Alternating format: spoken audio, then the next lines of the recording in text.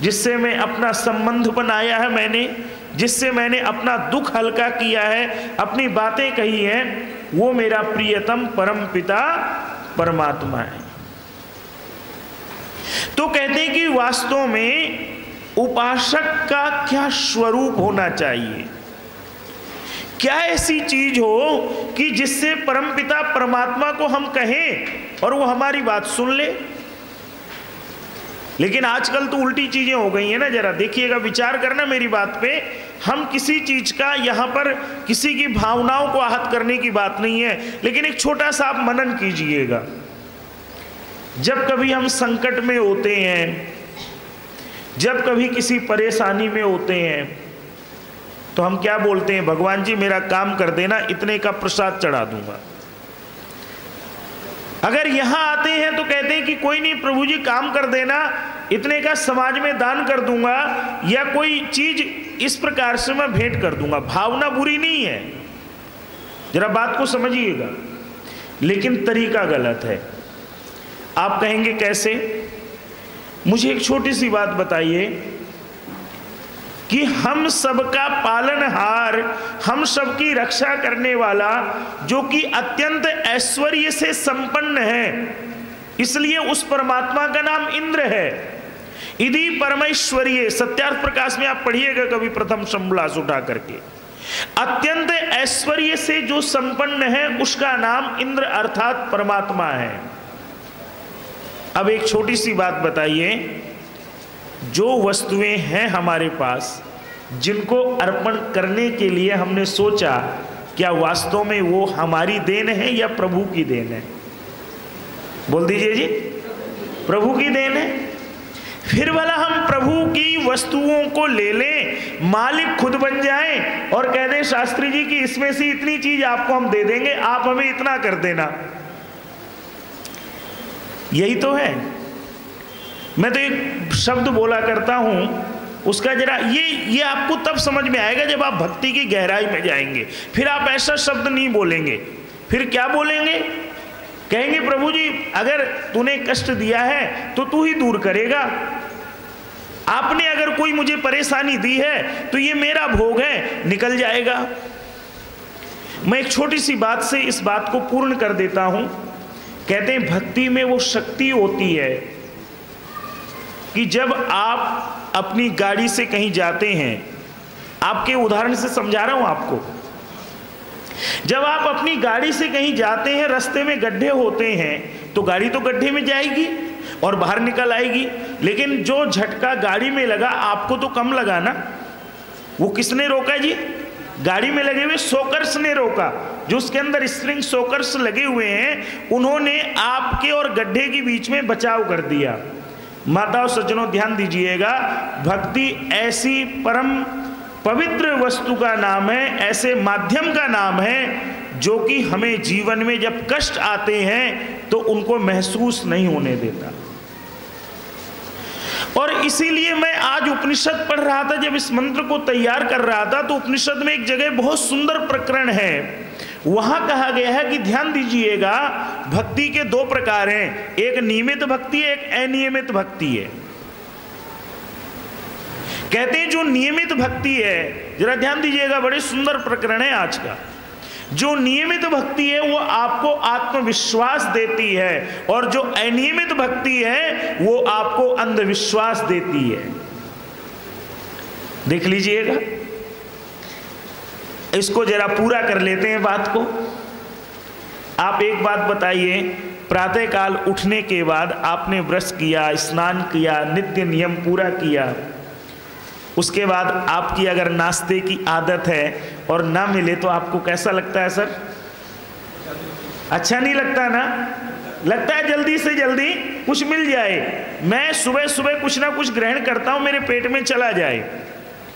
तो एक बात बताइए, इस शरीर को चलाने के लिए जैसे अन्न की आवश्यकता है, ठीक उसी प्रकार से मन को शुद्ध और पवित्र रखने के लिए जिसने हमें बनाया, उस परम पिता परमात्मा की नित्य भक्ति की भी आवश्यकता उसी प्रकार से है। और जिसको हम भूल जाते हैं, हमने बिल्कुल लास्ट में रखा हुआ ये काम, पहले सारे काम कर लो फिर अंत में समय मिले तो 2 मिनट गायत्री मंत्र जप लो, ओम बोल लो, कुछ और बोल लो। लेकिन जब समय मिले, हम लोग बोलते हैं आप लोगों को या किसी और को जो यहाँ पे, आप तो बड़े भाग्यशाली हैं, मैं आलोचना का विषय नहीं, हम लोग भी करते हैं। हमने कहा कि भाई साहब जरा आर्य समाज में हवन है, आ जाइए। समय नहीं है जी। अच्छा जी कोई बात नहीं, अपने घर में ही थोड़ा सा हवन कर लेना, कभी अपने घर में ही बैठ के कभी थोड़ा गायत्री जप कर लेना, कुछ संध्या के मंत्र कर लेना। समय नहीं है जी। तो फिर मेरे पास एक दिन बहुत सुंदर एक SMS आया, उसका भाव आपको बड़ा आनंदित करेगा। एक व्यक्ति ने लिख करके भेजा कि जब जीवन में कुछ नजर नहीं आता, कहते हैं कौन कहता है कि परमात्मा नहीं है, कहते हैं जब जीवन में कुछ नजर नहीं आता तो तब केवल और केवल परमात्मा नजर आता है। माता और सज्जनों, वो स्थिति क्यों आए? हर पल नजर आए, वो हर पल हमारे जीवन का प्रेरक वो हो, हमारा नेता वो हो। अग्नि मीढ़े पुरोहितम यज्ञस्य देव मृत्युजम होतारम रत्नदातमम, बोलते तो हैं आप। हमारा नेतृत्व कौन करे? बोलिए हम करें या परमात्मा करे? बोल दीजिए। कल भी मैंने यही कुछ विषय ऐसा था लेकिन थोड़ा अलग था। हमारी आपकी लीडरशिप किसके अंडर होनी चाहिए? जल्दी से बोल दीजिए। परमपिता परमात्मा के अंडर में होनी चाहिए। और जब वो हमारा लीडर होगा, जब वो हमारा नेतृत्व करेगा, फिर हमें किसी बात की परवाह नहीं है। इसलिए वेद मंत्र क्या कहता है, आइए जरा उसको सुनते हैं और उसके भावों को हृदयंगम कीजिएगा। ओम वह सुपर्णा उपसेदुरेन्द्रम प्रिय मेधा ऋषयो नाधमाना अपध्वांतम उर्णु ही पूर्धि चक्षुर्मुमुग्ध्यन अस्मान निधेव बद्धान। सामवेद का 319वां मंत्र है। कहते हैं कि उपासक के पहली स्वरूप की बात यह है कि वो गतिशील हो, एक्टिव हो, कर्मण्य ना हो। कहते हैं कि ऋग्वेद में एक बहुत सुंदर मंत्र का हिस्सा आता है, न ऋते श्रांतस्य सख्याय देवा। जब तक थक करके चूर चूर ना हो जाए और थक करके नींद ना आ जाए, कहते हैं तब तक सफलता नहीं मिला करती है। और यही बात वेद कह रहा है। क्या कह रहा? हमारी प्रार्थना कैसी हो? कर्मण वाली हो, कर्म करने वाली प्रार्थना हो। पहले परिश्रम फिर प्रार्थना। लेकिन लोगों ने भक्ति को यूं ही बदनाम किया कि बस कहीं बैठ जाओ, ऐसी मंत्र बोल लो, ऐसी पुकार लो, सारे काम हो जाएंगे। आप विचार कीजिएगा, क्या आप भक्ति नहीं करते हैं? सब करते हैं। आप सब बड़े परमात्मा के भक्त हैं। लेकिन एक बात देखिएगा, क्या कारण था कि आज दयानंद जी को हम पूज्यतम मानते हैं? क्या कारण था कि स्वामी श्रद्धानंद का नाम बड़े आदर के साथ लिया जाता है? क्या कारण है कि पंडित लेखराम के बलिदान को हम कभी भूलते नहीं है? और क्या कारण है, अगर दूसरे लोगों को चला जाए, जो दूसरे मार्ग के लोग हैं, तुलसीदास हो गई, तुलसीदास हो गए, इस प्रकार के जितने लोग हैं, कबीर हो गए, रविदास हो गए, क्या इन्होंने भक्ति नहीं करी? लेकिन आप विचार करना, किसी का भी नाम लेना, उन लोगों की भक्ति क्या थी? उन लोगों की भक्ति ये नहीं थी कि कहीं बैठ गए, मंदिर बना लिया और राम राम जपने लगे या कोई अन्य नाम जपने लगे और जब सब आने लगा तो कह दिया जी ये तो हमारा सफल हो गया काम। उनकी भक्ति ये नहीं थी। क्या थी उनकी भक्ति? जरा थोड़ा सा मैं आपको बोलना चाहूंगा। एक जगह बहुत सुंदर शब्द आता है, स्वय कर्मणा तम अभ्यर्च सिद्धिम विन्दति मानव। कहते हैं कि हम प्रभु की जो भक्ति करें, अपने कर्मणा, कर्म के द्वारा उसकी अर्चना करें। ये ना हो हम बोले कुछ और करें कुछ, जो कहते हैं वो करना नहीं। तो कहते हैं कि फिर आपको किसका वो मिलेगा? फिर तो कहते हैं निश्चित रूप से कभी आपको परमात्मा का सही स्वरूप पता नहीं चल पाएगा। इसलिए गीता भी क्या कहती है, जरा ध्यान दीजिएगा, कर्म के बारे में। कहते हैं कर्म के बारे में कृष्ण जी भी क्या कहते हैं? कहते हैं देखिए दो प्रकार के कर्म हैं। लोके अस्मिन दुविधा निष्ठा पुरा प्रोक्ता मया नघे ज्ञान योगेन सांख्या नाम कर्म योगेन योगी नाम। बड़े सरल शब्दों में समझाऊंगा। हमें कर्म तो करना है, लेकिन कैसा कर्म करना है इसमें भी संशय है ना।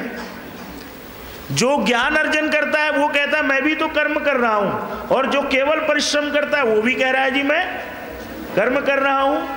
तो कृष्ण जी ने सार दे दिया यहां पर, जरा थोड़ा सा ध्यान दीजिएगा। कृष्ण जी ने क्या सार दिया, कहने लगे देखिए भाई संसार में दो मार्ग हैं, एक ज्ञान मार्ग है, एक कर्म मार्ग है। थोड़ा समझिएगा। आपके शरीर में दो प्रकार की इंद्रियां हैं, मेरे आपके शरीर में। बड़ी सरल सी बात है, एक ज्ञानेंद्रिय है और दूसरी कर्मेंद्रिय है। थोड़ा साथ देते जाएंगे तो आपको आनंद आएगा। एक ज्ञानेंद्रिय और दूसरी कर्मेंद्रिय है। अब आप देखेंगे जो ज्ञानेंद्रिय है वो क्या करती है, वो ज्ञान को ग्रहण करती है, और जो कर्मेंद्रिय वो कर्म करती है। अब एक बात बताइए, मैंने एक नाम ले दिया आपको अमेरिका, आपका मन वहां चला गया, आप पहुंच गए अमेरिका। लेकिन अगर इस हाथ को अमेरिका पहुंचना है तो कितना समय लगेगा, बहुत समय लगेगा ना साहब। जब तक हम वहां खुद नहीं पहुंचेंगे तब तक अमेरिका को नहीं देख पाएंगे। तो कृष्ण जी ने क्या कहा, जरा दोनों की बात का मैं सार दे करके उस बात को थोड़ा सा आगे ले जाना चाहता हूं। कृष्ण जी ने यह कहा कि देखिए इस संसार में दो मार्ग है, ज्ञान मार्ग है, कर्म मार्ग है। इनकी कभी कोई लड़ाई नहीं है। लोग कहते हैं ना जी हम तो ज्ञानी हैं, हमें कर्म से क्या लेना देना, हम तो बस भगवान का भजन करना जानते हैं, वो सब पूरे काम कर देता है। बात तो सही है, लेकिन कहीं तो परिश्रम भी होता होगा ना जी। किसने कहा कि ज्ञान छोटा है, किसने कहा कर्म छोटा है। एक छोटे से उदाहरण से इस श्लोक को समझ लीजिए। मान लीजिए जंगल में आग लगी और आग लग गई, दो बंदे वहां फंस गए, दो व्यक्ति वहां पे फंस गए। एक आंख से अंधा है और दूसरा पैर से लंगड़ा है। अब बताइए वो कैसे निकलेंगे जंगल से। जब तक दोनों एक दूसरे का सहयोग नहीं करेंगे तो जंगल से बाहर नहीं आ पाएंगे। अगर बाहर नहीं आ पाएंगे तो अग्नि क्या करेगी साहब, बोल दीजिए, जला देगी।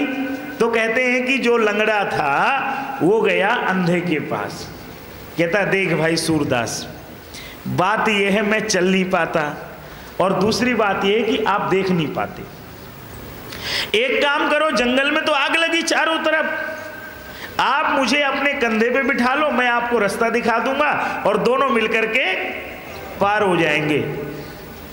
माताओं सज्जनों ध्यान दीजिएगा, कर्म और ज्ञान का हमेशा मिश्रण जीवन में आगे ले जाता है।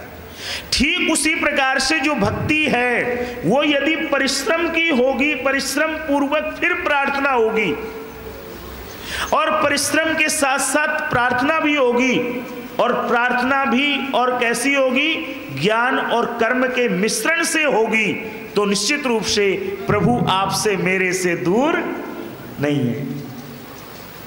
इसलिए वेद मंत्र बहुत सुंदर बात कहता है कि देखिए भैया, हम अपने कर्मों से परम पिता परमात्मा के पास जाने की सिद्धि प्राप्त करें। और इसके दो तीन उदाहरण मैं आपको संक्षेप में देना चाहूंगा। कहते हैं कि महात्मा आनंद स्वामी जी की कहानी है, शायद ये आपने सुनी होगी या किसी और की है, कि एक घर में कोई सन्यासी आए, महात्मा जी आए। उनका जो बच्चा था वो पढ़ने में ठीक नहीं था या पढ़ता नहीं था, लापरवाह था। तो परिवार ने कहा महात्मा जी इस बच्चे को कुछ ऐसा उपदेश करो ये पढ़ने लगे। कहते हैं जी उसको बुला लिया महात्मा जी ने कि भाई एक काम किया कर, तू थोड़ा ना सुबह सुबह गायत्री मंत्र का जप कर लिया कर। याद है गायत्री मंत्र? कहता हाँ जी गायत्री मंत्र याद है।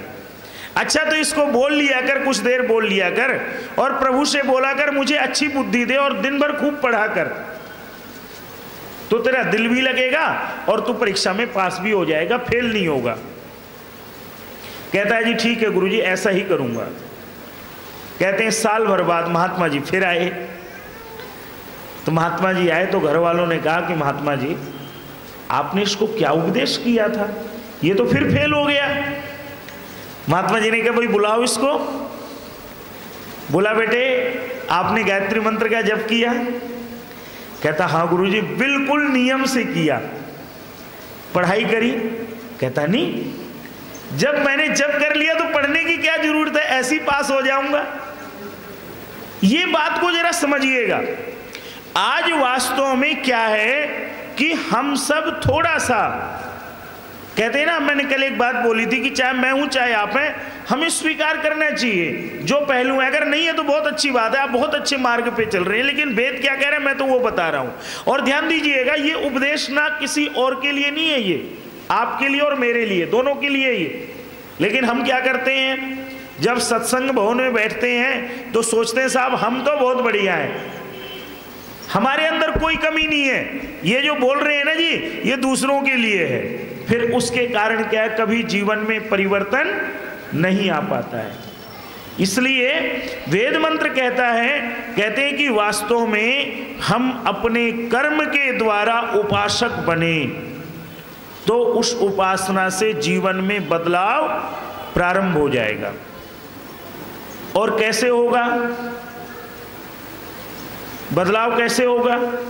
आपने स्वामी श्रद्धानंद जी के जीवन की वो घटना सुनी होगी, उसको जरा दोबारा से इससे जोड़ करके देखिएगा। कहते हैं कि महात्मा मुंशी राम, जिस समय केवल मुंशी राम थे, बड़े नास्तिक आदमी थे, ईश्वर को नहीं मानते थे, गलत संगत में थे। तो कहते हैं कि स्वामी दयानंद जी बरेली पधारे। पढ़िएगा, कल्याण मार्ग का पथिक होगी आपकी लाइब्रेरी में। कल्याण मार्ग का पथिक उनकी एक आत्मकथा है स्वामी श्रद्धानंद की। कहते हैं कि बरेली के अंदर स्वामी दयानंद जी का आगमन हुआ और जो मुंशी राम के पिताजी थे नानक चंद जी, वो कोतवाल थे, वहां उनको सारी व्यवस्था करनी थी। तो कहते हैं कि नानक चंद जी ने मुंशी राम को बोला कि बेटा ये सन्यासी मुझे अच्छा लगता है, तू जरा चले जाना, तू बड़े प्रश्न करता है। हालांकि देख मैं तो मूर्ति पूछता हूं लेकिन ये मूर्ति का खंडन करता है, लेकिन फिर भी तू चले जाना, शायद तेरे प्रश्नों का उत्तर तुझे मिल जाए। माताओं सज्जनों, मुंशी राम जी प्रतिदिन सबसे पहले प्रवचनों में जाते और अंत तक स्वामी दयानंद जी को बड़े ध्यान से सुनते। कहते हैं जब अंतिम प्रवचन हुआ स्वामी जी का, तो मुंशी राम ने स्वामी जी से मिलने का समय लिया और मिले। कहने लगे स्वामी जी मेरे बहुत प्रश्न थे, सारे प्रश्नों का उत्तर बिना कहे आपके प्रवचनों में मिल गया, लेकिन स्वामी जी एक बात आप नहीं कर पाए। स्वामी दयानंद जी ने बोला क्या? बोले आपने मेरे को प्रभु का दर्शन और उसका विश्वास नहीं करवा पाए। तो कहते हैं कि स्वामी दयानंद जी ने कहा कि मैंने कब बोला था कि मैं आपको प्रभु के दर्शन करा दूंगा या उसका विश्वास करा दूंगा? उन्होंने प्रश्नोपनिषद का वो वाक्य बोला कि नायम आत्मा प्रवचने न लभया न मेधया न बहुना श्रुते न। वो जो परम पिता है वो किसी प्रवचनों से नहीं मिलता, वो बहुत पढ़ने से भी नहीं मिलता। कहते जब जिसके ऊपर उसकी विशेष कृपा होती है तभी उसको वो अपना विश्वास दिला पाता है। और कहते मुंशी राम के जीवन में वहीं से हलचल मच गई और कहते वो लाहौर पहुंचे अपनी अगली यात्रा में। जरा पूरा प्रकरण सुनिएगा कैसे बदलाव आता है। कहते हैं उस समय भी वो मदिरा का पान करते थे। तो कहते हैं क्या हुआ कि एक दिन उन्होंने संकल्प किया, कुछ घटना घटी, मैं संक्षेप में ही बात कर रहा हूं, कभी शास्त्री जी से आप उन प्रसंगों को सुनते रहते होंगे। कहते हैं कि मुंशी राम ने संकल्प किया कि कल से मैं अपना पूरा का पूरे जीवन में जो अंधकार है सारे अंधकार को दूर करके प्रकाश के मार्ग पर चलूंगा। और ये सोचा जैसे हर शराबी सोचता है कि एक पैग लगा लूं तो क्या है, कल से तो छोड़ ही देनी है। कहते हैं मुंशी राम ने भी वो सामने पैग रखा और कहते हैं जैसे पीने की ओर हाथ बढ़ाया तो कहते हैं, लिखते हैं वो अपने जीवन चरित्र में कि मुझे ऐसा लगा कि वो 7 फुट लंबा चौड़ा सन्यासी दयानंद डंडा लेके खड़ा है और कहता, अरे मुंशी राम, अब भी तुझे ईश्वर पर विश्वास नहीं होगा। और कहते हैं जब मैंने ये शब्द सुने तो मैं होश में आया और मैंने गिलास को उठा के फेंक के मारा और उसी रात सोने के बाद सुबह सुबह लाहौर पहुंचा और बच्चों वाली गली में आर्य समाज था, वहां ढूंढ करके सत्यार्थ प्रकाश लिया, उसको पढ़ा और जीवन के उनका परिवर्तन, इतना बड़ा परिवर्तन कि मुंशी राम से वो क्या बन गए, बोल दीजिए सभी, स्वामी श्रद्धानंद। और ऐसे श्रद्धानंद बन गए कि अपना दिल्ली का बहुत बड़ा मकान बेच दिया, प्रेस बेच दी और एक नवीन गुरुकुल परंपरा का प्रारंभ किया। हम सब के ऊपर बहुत बड़ा ऋण है उनका, जिनके कारण आज आप हम लोगों को सुन रहे हैं। ये होता है उपासना का परिणाम, अगर वास्तव में कर्म से की जाए। नहीं तो आप देखिएगा, आपने शायद किसी का जीवन 70 वर्ष का होगा, किसी का 80 का होगा, किसी का 50 का होगा, आप लोगों ने बचपन से लेके आज तक संध्या करी है। शायद कोई ऐसा व्यक्ति नहीं होगा आप में से जो ना करता हो, यज्ञ किया होगा, लेकिन कितना बड़ा परिवर्तन आपके जीवन में आया होगा, आप खुद विचार कीजिएगा। ये परिवर्तन तब आ जाएगा जिस दिन वास्तव में जब आहुति देंगे और आप बोलते हैं इदन्नमम, और सच्चे हृदय से बोल देंगे, प्रभु जी सब कुछ ये मेरा नहीं है, सब कुछ ये तेरा है, तेरा तुझको अर्पण क्या लागे मेरा। जिस दिन ये भावना जग जाएगी, कहते हैं उसी दिन हम सही अर्थों में उपासक बन जाएंगे और फिर हम किसी को सहायता के लिए नहीं पुकारेंगे, फिर हम खुद अपनी स्वयं की सहायता करनी, बोल दीजिए, सीख लेंगे। आप एक शब्द बोला करते हैं ना, बच्चों को सिखाते हैं हम कि गॉड हेल्प दोज वो हेल्प, क्यों सुमन जी, देमसेल्फ। परमात्मा उनकी सहायता करता है जो स्वयं अपनी सहायता करता है। कहते हैं कि ये होता है उपासक। आप देख लीजिए जीवन में जब जब आपने एक शब्द से बात को आगे ले चलूंगा, जब जब आपने परमपिता परमात्मा की ओर एक कदम बढ़ाया होगा, उस प्रभु ने 99 कदम आपकी ओर बढ़ा करके और आपको अपनाया होगा।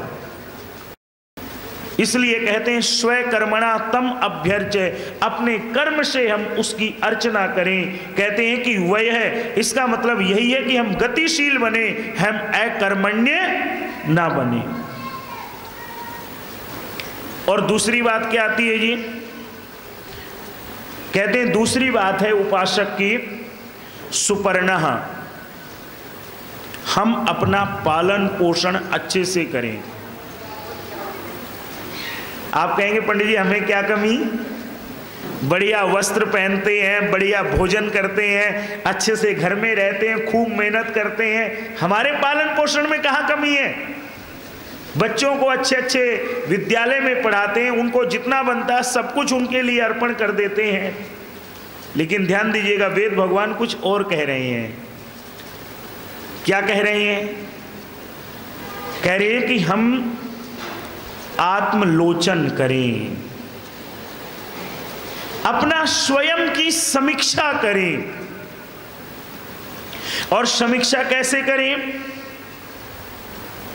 कहते हैं अपने अंदर देखें क्या त्रुटियां हैं, क्या कमियां हैं। मान लीजिए घर में आपने वाइफ को बोला कि भाई पानी पिला दो, वो किसी काम में लगी हुई हैं, थोड़ी देर हो गई, फिर आपने बोला, नहीं ध्यान दिया, आपको थोड़ी देर बाद पानी मिला। आप विचार करना, अगर क्रोध होगा तो कितना क्रोध आएगा आपको, उस समय वो कहने से परे है। आत्मलोचन करें, हर बात में अपने आप को देखें, मेरा व्यवहार क्या है। मैं अपने आदरणीय बुजुर्ग से, बड़ों से यदि मिलूं तो मेरा इनके प्रति क्या व्यवहार है, कहीं अहंकार तो नहीं मेरे में, कहीं मेरे अंदर कुछ इनके प्रति गलत भावना तो नहीं है। कहते जब आप इस प्रकार का भाव रखेंगे जीवन में परिवर्तन शुरू हो जाएगा। और कैसे, थोड़ा सा मैं इसको सकारात्मक चीज बोल दूं आपको। कैसे, जरा ध्यान दीजिएगा। कहते हैं एक बार एक गुरु के पास दो शिष्य गए। देखिए गुरु लोग ना बड़े पारखी हुआ करते थे। वैसे टीवी चैनलों पे मंत्र नहीं बांटते फिरते थे पहले के, ऐसी कृपाएं बांटते नहीं फिरते थे। गुरु लोग जो पहले परखते थे वास्तव में ये शिष्य इस ज्ञान को, इस विज्ञान को ग्रहण करने का अधिकारी है कि नहीं है, फिर वो अपना ज्ञान दिया करते थे। और ध्यान दीजिएगा, उस समय अगर वास्तव में कोई किसी को गुरु मानता था तो उसके जीवन में उस गुरु की बड़ी कृपा रहा करती थी, क्योंकि गुरु के बिना तो हमारा जीवन संभव नहीं है। लोग बाग हमें बोलते हैं हम गुरुवाद के खिलाफ है। किसने कहा हम गुरुवाद के खिलाफ हैं? हम तो सबसे बड़े गुरु को मानने वाले हैं। अरे हमारे गुरु ने तो अपने गुरु के कहने पर अपना जीवन ही बलिदान कर दिया। और आप पढ़िएगा स्वामी दयानंद जी की किसी पुस्तक को पढ़ लेना, अंत में क्या लिखते हैं कि ये पुस्तक गुरु विरजानंद जी के शिष्य दयानंद जी के द्वारा लिखी गई है। पहले उनका नाम है। हमारे यहाँ तो उपस्थान मंत्र में भी प्रार्थना आती है कि हमें गुरु ज्ञान दिखाए, हम गुरुओं के पास जाएं और उन गुरुओं के पास, सच्चे गुरुओं के पास बैठ करके अपने जीवन का मार्गदर्शन लें।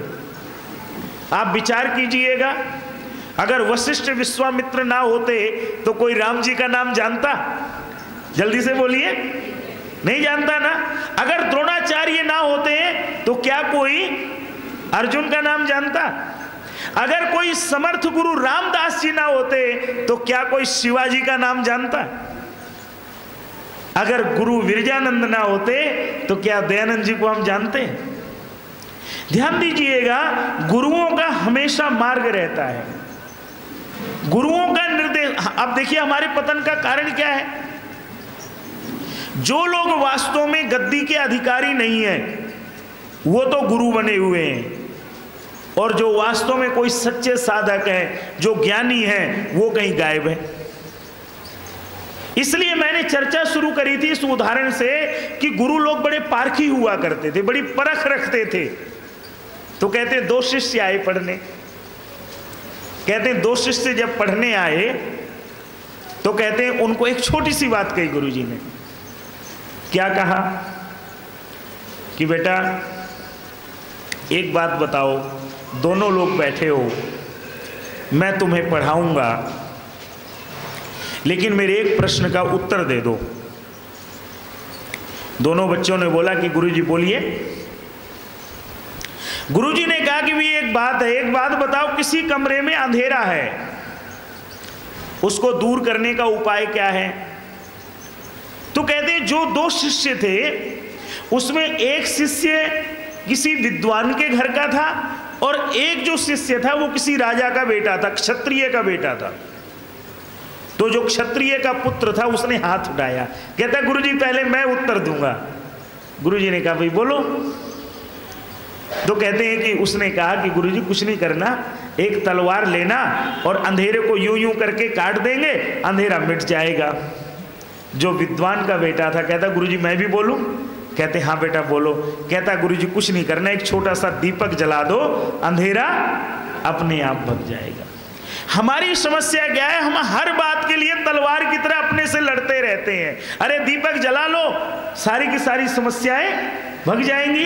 प्रभु कृपा का दीपक जलाओ तो सही, चाहे मैं हूं चाहे आप हैं, हम जलाएं तो सही, सारा अंधेरा भग जाएगा। और कैसे भगेगा? हमें काम से लड़ने की जरूरत नहीं है, हमें क्रोध से लड़ने की जरूरत नहीं है, हमें लोभ से लड़ने की जरूरत नहीं है, लेकिन हम क्या करते हैं? लड़ते हैं। क्रोध आया, अच्छा आज तो गुस्सा कर लिया, कल से इस गुस्से को बिल्कुल नहीं करूंगा। बोलते हैं ना, अपने आप से बोलते हैं, प्रॉमिस करते हैं भाई आज तो मैंने देखो आपको भला बुरा कह दिया, कल से बिल्कुल भी नहीं करूंगा। और गुस्सा आया तो कंट्रोल किया, लेकिन जब नहीं आया तो फट पड़े। ऐसी आप देखते हैं अन्य कोई बुराइयां हैं उनको भी सोचते हैं कि दबा देंगे, लेकिन आप बताइए, ये तो अंग्रेजी दवाइयों की पद्धति हो गई ना कि एंटीबायोटिक दे दी, वो दबा दिया, लेकिन रोग तो अंदर पकता रहा।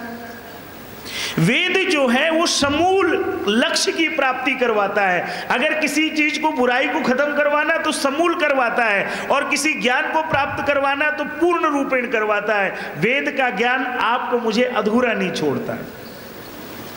कैसे नहीं छोड़ता, जरा इसको ध्यान दीजिएगा। सुपर्णा, सुपर्णा का भाव क्या? अच्छी प्रकार से पालन करना। कहते हैं कि यदि हमें अपने अंदर के काम, क्रोध, लोभ, मोह, जो हमारी अपनी स्वयं की वीकनेस है, कमजोरी है, उनको दूर करना है तो क्या करें? लड़े ना इनसे, दीपक जला लें। किसका दीपक जला लें? स्वाध्याय का दीपक जला लें, सेवा का दीपक जला लें, सत्संग का दीपक जला लें। आप बताइए, आप इस समय आए हैं, आपकी हो सकता है किसी लोगों से कोई बुराई हो सकता है घर में किसी से नाराजगी हो, लेकिन एक बात ईमानदारी से बताइए, इस चंद मिनटों में, इस घंटे में आपको क्या उनके विषय में कोई बुराई याद आई? आपने उनका कुछ बुरा चाहा? नहीं चाहा ना। क्यों? अच्छी बात सुन रहे हैं आप सब, क्यों बुरा चाहेंगे? जब आप सेवा करते हैं, जब आप समर्पण करते हैं, तो क्या होता है? आपके मेरे अंदर विनम्रता जगती है। जब हम किसी को बोलते हैं कि बाबूजी नमस्ते, बाबूजी मेरे लिए कोई सेवा हो तो बताइए, विनम्रता से कहते हैं। और सबसे बड़ी विनम्रता के उदाहरण कोई है तो योगीराज कृष्ण जी हैं। आप बताइए, चारों वेदों के विद्वान, कोई शास्त्र ऐसा नहीं है जो उनको नहीं याद हो, और कोई आचरण ऐसा नहीं है जो अशुद्ध हो, सारे आचरण शुद्ध थे। लेकिन ऐसा व्यक्ति जब पांडवों का यज्ञ हुआ तो क्या बोलता है? आप सबको याद है ना वो प्रकरण, जब सबकी ड्यूटी लगती है, राजसूय यज्ञ में पांडव यज्ञ करते हैं, तो श्री कृष्ण जी क्या कहते हैं? मेरे को सेवा का काम दे देना जी, जितने यज्ञ में लोग आएंगे उन सबके जूते, चप्पल, उनके रहने खाने की सब व्यवस्था मुझे दे देना। और हमारे यहाँ सबसे बुरा काम माना जाता है, कोई मुझे बोले, अरे पंडित जी आप जाके जरा थोड़ा जूता चप्पल, अरे आप मुझे बोल रहे हो? विचार कीजिए, हम अपने अंदर झांक करके देखें तो ये वेद प्रचार सप्ताह इस पूरी टीम का सार्थक हो जाएगा। और नहीं तो फिर अपनी अपनी ढपली, अपना अपना राग, आप कुछ देर आप सुन लो, कुछ देर मैं बोल लूं, सब अपने घर को क्या करना कुछ बदलाव करके। लेकिन वास्तव में अगर मैं भी कुछ यहाँ पर आऊं तो अपने लिए भी संकल्प लेके जाऊं कि अगर आज मैं कुछ अच्छी बात बोली है तो सबसे पहले मुझे ग्रहण करनी है, और अगर आपने अच्छी बात सुनी है तो आपको उसका मंथन करना है। और अगर लगता है कि कोई अच्छी बात है, मेरी बातें नहीं है, ये तो मैं 4 किताब पढ़ के आगे आपके पास बोल दिया, ये उन पुस्तकों की बातें हैं, ये वेद की बातें, ज्ञान की बातें हैं, उनको यदि आपको अच्छा लगे तो अपना लेना। तो कहते हैं जीवन में क्या होगा? हम अपना अच्छी प्रकार से पालन कर लेंगे। और कैसे करेंगे? थोड़ा इसका भी मैंने चिंतन, चूंकि कोई चीज आओ आपके समक्ष थोड़ी रोचक और अच्छी होनी चाहिए। गीता में जब मैं पढ़ता हूं, कई जगह की चीजें अच्छी लगती हैं वेदों के साथ। तो गीता में श्री कृष्ण जी ने एक श्लोक कहा, क्या कहा जरा? वीतरागे भय क्रोध है मनमया माम उपास्थिता, बहवो ज्ञान तपसा पूता मद भाव आगता। उन्होंने कहा कि देखिए भाई, कुछ बातें हैं जिनसे इंसान का जीवन सुंदर बन सकता है। कहते हैं बस मेरी एक शरण में आ जाओ। ध्यान दीजिएगा, कृष्ण जब वहां बोलते हैं तो वो ईश्वर के प्रतिनिधि बन के बोलते हैं, वो अपने लिए नहीं कहते। लेकिन हमने क्या मान लिया कि कृष्ण जी की शरण में चले जाओ। अरे कृष्ण जी ने बोला जो परम पिता परमात्मा है उसकी शरण में चले जाओ। और क्या कहा उन्होंने? जरा विचार करना इस बात का। उन्होंने कहा, पहली बात कही भगवन्मय है, यदि अपना पालन अच्छी प्रकार से करना है तो क्या करो कि जो परमात्मा का दिव्य गुण कर्म स्वभाव है उसका चिंतन करो। जैसे एक छोटा सा उदाहरण देना चाहूंगा आपको। उस प्रभु का एक नाम है सच्चिदानंद स्वरूप, बोलते हैं ना जी आप, क्या नाम है जी? सच्चिदानंद स्वरूप। थोड़ा सा चिंतन कीजिए। अच्छा, मैं इस बात को करूं इससे पहले मैं स्वामी दयानंद जी का एक यहां पे उदाहरण देना चाहूंगा। किसी ने उनसे पूछा कि भैया ईश्वर की भक्ति से मिलेगा क्या? तो स्वामी जी ने बड़ा सुंदर और बड़ा सरल उत्तर दिया। बोले एक बात बताओ, इस संसार में सबसे बड़ा कौन है? भक्त ने कहा जी परमात्मा। तो बोले जो बड़ों के पास रहने से क्या होता है, उनके गुण मिलते हैं, उनके जैसा हमारा स्वभाव बनता है। आप देख लीजिए, आप जैसी संगत में रहते होंगे वैसे आपके विचार होंगे। अगर नेगेटिव लोगों के पास रहते होंगे तो नेगेटिव विचार होंगे, पॉजिटिव के साथ रहते होंगे तो पॉजिटिव विचार होंगे। तो क्या है, कृष्ण जी ने कहा देखिए अपना जीवन को भगवानमय कर लीजिए, यानी पूर्ण रूपेण ईश्वर से। जैसे आप यजुर्वेद के 40वें अध्याय में एक मंत्र बोलते हैं हम लोग, ओम ईशावास्यमिदं सर्वम यत्किंचित जगत्याम जगत तेन त्यक्तेन भुंजिता माग्रदय कस्य शुद्धनम। इस संपूर्ण कण कण में कौन छाया हुआ है जी, जल्दी से बोल दीजिए, परमपिता परमात्मा। तो उसकी छाया का मेरे ऊपर क्यों प्रभाव नहीं पड़ता? अरे वो तो कण कण में छाया है, लेकिन हमें असर क्यों नहीं होता? इसलिए वेद मंत्र की बात को गीता में कृष्ण जी ने कहा कि यदि अपना पालन करना है तो भगवानमय ईश्वर के गुणों का चिंतन किया करो। और चिंतन ही नहीं किया करो, क्या किया करो, उन गुणों के जैसा बनने का प्रयत्न किया करो। मुझे स्वामी विवेकानंद की एक बात याद आती है इस क्षण के अंदर। एक आपकी मेरी शिकायत रहती है लोगों से, साहब हमने फलाने के लिए बहुत किया लेकिन उसने मुझे धोखा दिया, कुछ नहीं किया। बोला करते हैं ना जी आप और हम सब, अरे जिंदगी की मैंने सच्चाई देखी है भाई, कोई कुछ नहीं करता किसी का। देखो मैंने उसको इतना किया, ये किया, वो किया, लास्ट में मेरे से भग गया, मेरे को दगा दे गया, धोखा दे गया। स्वामी विवेकानंद के वचन कभी कभी याद कर लीजिए। वो कहते हैं, ध्यान दीजिएगा, कहते हैं कि जिसने सहायता पाई वो भाग्यशाली नहीं है, कहते हैं जिसने सहायता करी वो भाग्यशाली है। और कैसे कहते हैं, कहते हैं एक बात बताइए, किसी की सहायता करना, किसी का सहयोग करना किसका काम है सुमन जी? परमपिता परमात्मा का काम है। और उसने क्या किया, थोड़ी देर के लिए वो काम किसको दे दिया? हमें दे दिया। तो बोलिए हम भाग्यशाली हुए या जो सहायता पाई वो भाग्यशाली हुआ? बोल दीजिए साहब, हम भाग्यशाली हुए। तो यही बात यहाँ पे गीता में कृष्ण जी क्या कहते हैं, जरा मैं एक शब्द बोला था मैंने, सच्चित आनंद स्वरूप। इसका एक छोटा सा चिंतन, ज्यादा लंबा नहीं। सत्य का अर्थ क्या होता है जी?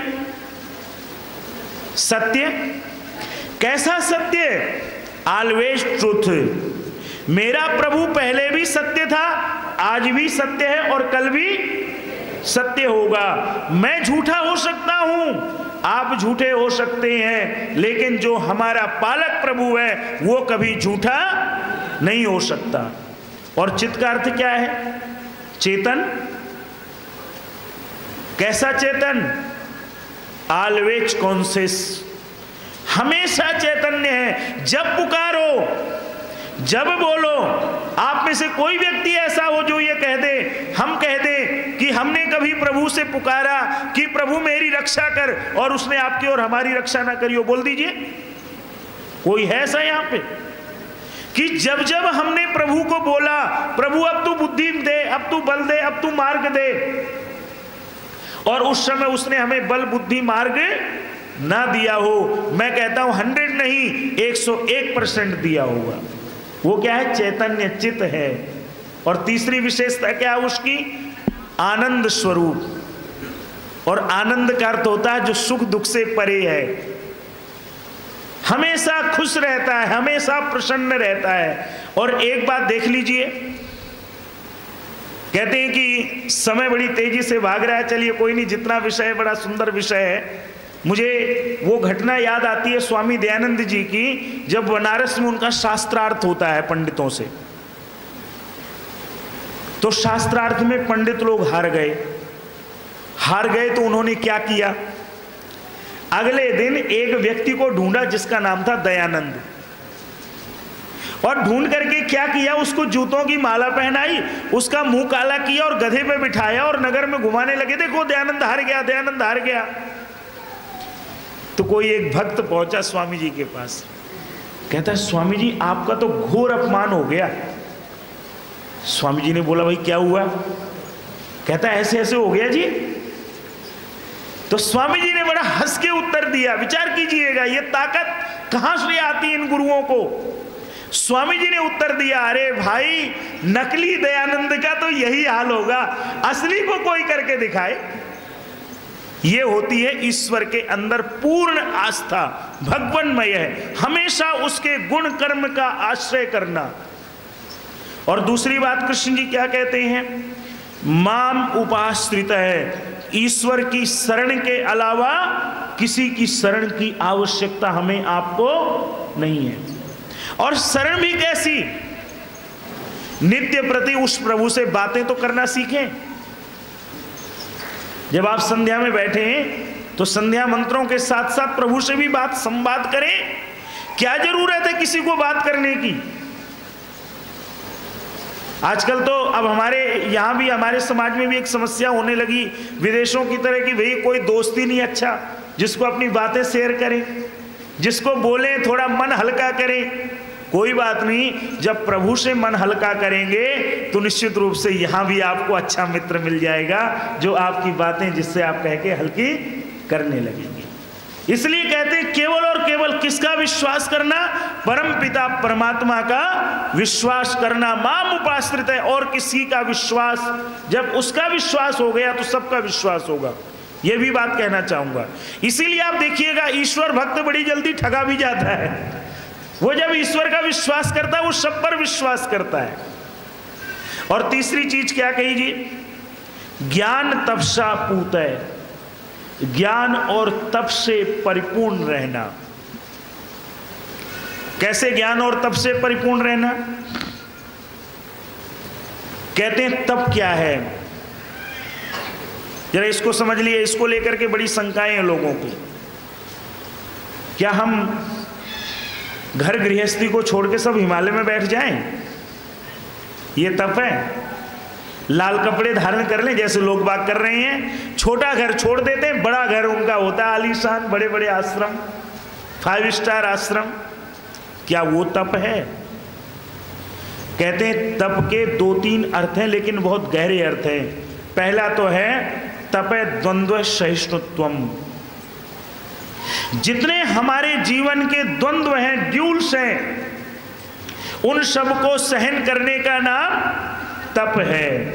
जैसे सर्दी है, गर्मी है, भूख है, प्यास है, हानि है, लाभ है, यश है, अपयश है, जीवन है, मरण है, जितने भी जोड़ हैं, दो हैं, उन सबको क्या करना, सहन करना। और कृष्ण जी ने इसका मार्ग दिखाया हमें। हम बोलते हैं ना क्यों सहन करें साहब, हमारे बस की नहीं है दुख सहन करना, बहुत सहन कर लिए, अब कितने प्रभु तू परीक्षा लेगा। लेकिन कृष्ण जी ने क्या कहा अर्जुन को जानते हैं आप, मात्रा स्पर्शस्तु कौन्तेय शीतोष्ण सुख दुःखदा आगम पायिनो नित्यान तान तितिक्षस्व भारत है। कहते हैं कि अरे अर्जुन, अगर हमने तुमने इस शरीर से इस मानव योनि को पाया है तो एक बात बताओ, मैं आपसे पूछ लूं कि आपके घर में एक बंदे ने दस्तक दी, एक व्यक्ति ने आया, उसने बैल बजाई, आप जानते नहीं उसको, आपने पूछा नमस्ते जी, उसने कहा नमस्ते जी, आपका नाम क्या है, किससे मिलना है, तो वो कहेगा जी आपसे मिलना। अच्छा मुझे कैसे जानते हो? नहीं जी मैं तो जानता हूँ आपको। अच्छा आपका नाम क्या है? मेरा नाम सुखी राम है। हाँ हाँ हाँ आ जाओ आ जाओ, सुखी राम की तो मैं वेट कर रहा था। सुखी राम को घर में बिठा लिया। पता चला 2-3 दिन बाद दुखी राम आ गए, उन्होंने भी बैल बजा दी। भाई साहब आप कौन? मेरा दुखी राम नाम है। किससे मिलना है? आपसे मिलना है। क्या नाम है मेरा? ये नाम। नहीं नहीं नहीं मैं नहीं हूं, मेरा पड़ोसी है वो, वहां चले जाओ। अर्जुन को कृष्ण जी कहते हैं क्या ये संभव है कि हम सारे सुख भोग लें और अपने हिस्से के दुख किसी और को दे दें? बोल दीजिए आप सभी, नहीं है ना। अगर सुख हमने भोगे तो दुख कौन भोगेगा साहब? हम ही भोगेंगे। तो कृष्ण जी ने मार्ग बता दिया। क्या कहा? तान तितिक्षस्व, उनको सहन करना सीखो। जब हम उनको सहन करना सीख लेंगे तो फिर वो हमें दुखी बोलिए, नहीं करेंगे। इसलिए अगली चीज है ज्ञान तपसा पूते, ज्ञान और तप से पवित्र होता है व्यक्ति। और मैं तो एक उदाहरण दिया करता हूं, यहां जरूर देना चाहूंगा आपको। मान लीजिए मैंने एक छोटा सा दीपक दिया और दीपक देके कहा कि साहब एक काम करना, इस प्रांगण में दीपक को मत जलाना, ना यहाँ सत्संग भवन में, ना बाहर, ना यज्ञशाला में। तो कहाँ जलाएं जी? पीछे पार्क है वहां चले जाओ, या खुले में जलाओ कहीं। पार्क नहीं, हमने कहा खुले में जलाओ आप। आपने कहा ये भी बड़ी अजीब सी शर्त है, खुले में दीपक कैसे जलेगा? आप जानते हैं जैसे ही आपने माचिस लगाया और माचिस की तिल्ली जलते ही बुझ गई, हवा तेज है। तो आपने अपना दिमाग लगाया, अरे इन पंडित जी ने ये बोला दीपक को जलाना है, खुले में जलाना है, तो पीछे पार्क है बड़ा बढ़िया, वहां चलते हैं, किसी पेड़ की ओट में दीपक को जला लेंगे। कहते हैं आपने पेड़ का सहारा लिया, दीपक को तो जला लिया। और कहते हैं कि इन बिटवीन, इस मध्य में क्या हुआ कि जो पार्क था वो बड़े दिनों से साफ नहीं हुआ था, उसमें फत्ते पड़े हुए थे, झाड़ियां उगी हुई थी, माली नहीं आया था। और आप चूंकि बड़ी देर से प्रयास कर रहे हैं दीपक जलाने का, तो आपका हाथ थोड़ा थक गया और वो दीपक अब जल चुका है, वो नीचे गिर गया आपके हाथ से। क्या करेगा माता वो दीपक? जल्दी से बोल दीजिए। क्यों बाबूजी? आग लगाएगा ना। तो किसी ने बड़ा सुंदर उत्तर पूछा, हमसे प्रश्न पूछा कि भैया एक बात बताओ, अब तक दीपक को नहीं जलने में कौन उसका दुश्मन था? क्यों सुमन जी, कौन दुश्मन था?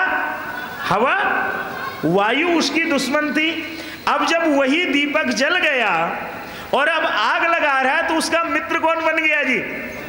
जल्दी से बोलिए। वायु। जो चंद सेकंड पहले दुश्मन था, वही उसका क्या बन गया? दोस्त बन गया।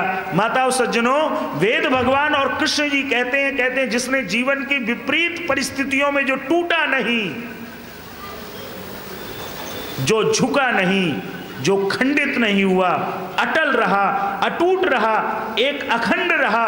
ध्यान दीजिएगा, जब ऐसा समय बीतेगा तो एक दिन वो जो विपरीत परिस्थितियां थी वही आपको मंजिल तक लेकर के जाएंगे। इसको बोलते हैं ज्ञान तपसा पूत है, ज्ञान और तप से पवित्र होकर के अपनी मंजिल तक जाना। और कृष्ण जी ने एक उपाय और बताया, वीत रागे भय क्रोध है। कहते हैं क्या करें? जब हम इस प्रकार की परिस्थितियों को प्राप्त कर लेते हैं तो हमारा जीवन भय से और क्रोध से तो अपने आप ही रहित हो जाता है। इसलिए वेद मंत्र ने कहा कि हम क्या करें साहब? हम अपना अच्छी प्रकार से पालन पोषण करें। और मैंने उसका आपको विकल्प क्या बताया? क्रोध से लड़ना नहीं है। क्या करना? उसकी जगह स्वाध्याय करना, सत्संग करना, सेवा करना, परमपिता परमात्मा के गुणों का चिंतन करना, हर वक्त यही कहना, प्रभु हम तो तेरी शरण में हैं। और हृदय से कहना, केवल ऊपर से नहीं कहना, हृदय से मानना भी कि हम वास्तव में किसकी शरण में हैं? प्रभु की शरण में है। फिर मुझे एक बात बता दीजिए, आप जो आचमन किया करते हैं यज्ञ के शुरू में, कितना सुंदर बोलते हैं, लेकिन भावों को भी स्मरण कर लिया करें। ओम अमृतोपस्त्रणमसि स्वाहा, ओम अमृतापिधानमसि, बोल दीजिए, स्वाहा। अर्थात हे प्रभु तू ही मेरा बिछोना है, तू ही मेरा ओढ़ना है। जब मैं आपकी गोद में बैठा हूं और मेरी छाया भी आप हैं, तो फिर बताइए मुझे किस बात का डर है? किसी बात का डर नहीं होना चाहिए। इसको जितना जितना चिंतन करेंगे, मनन करेंगे, उतना प्रभु पर विश्वास दृढ़ होता जाएगा। और अगर मनन चिंतन नहीं करेंगे तो जो मैंने शुरू में बोला था कि भक्ति की नियमितता आत्मविश्वास देती है और भक्ति की अनियमितता अंधविश्वास देती है। बस मैं समय की मर्यादा, मेरे ख्याल से 1 घंटे का आपने समय दिया था कहने को, तो आज का विषय बड़ा लंबा था, लेकिन मैं समझता हूँ कि कल उसको ले लेंगे। आपके समय का अतिक्रमण मैं नहीं करूँगा। दूंगा।